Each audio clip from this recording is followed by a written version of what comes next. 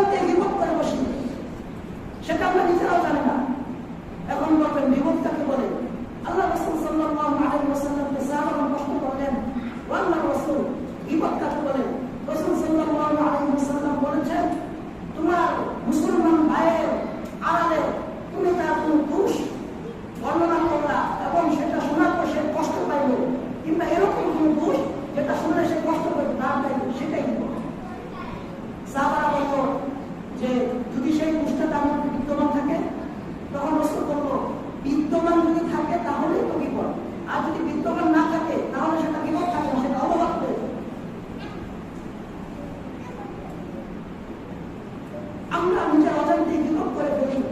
বিশেষ করে মহিলাদেরকে বলতে চাই, আল্লাহ রাসূল যখন মেরাজে গেলেন, তখন মেরাজ থেকে ফিরে আসার পর সাহাবাদেরকে বললেন, আমি জাহান্নামীদের মধ্যে অধিকাংশ মহিলাদেরকে পেয়েছি।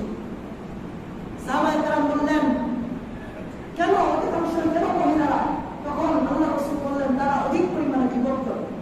খেয়াল করে দেখবেন ৩-৪ জন মহিলা যখন একসাথে বসে তখনই একটা বিপদ হয়ে যায়। রাসূল সাল্লাল্লাহু আলাইহি ওয়াসাল্লামের যুগে 2 জন মহিলা উচ্চারণ করলে কষ্ট হইতেছে, তাদের প্রাণ নাশের আশঙ্কা হয়ে যেতেছিল।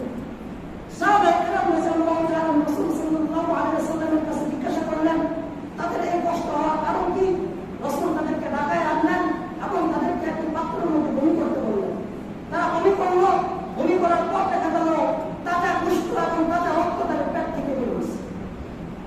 রাসূল সাল্লাল্লাহু আলাইহি ওয়াসাল্লাম বললেন, তারা হালাল রিজিক খেয়ে রোজা রাখছে আর হারাম রিজিক খেয়ে রোজা ভেঙে ফেলছে। আর মানে কি? তারা একজন আরেকজনের বিপদ করছে। হাদিসের মধ্যে আসছে, যে ব্যক্তি বিপদ করলো সে অপর মুসলমান ভাইয়ের তাজা গোশত ভক্ষণ করল। এটা দেখতে অনেক মুফাসসিরিনে কেরাম, অনেক মুহাদ্দিসিনে কেরাম, অনেক ফুকাহায়ে কেরাম নজর বের করেন যে বিপদ করাটা রোজা ভঙ্গের কারণ। কিন্তু সহিহ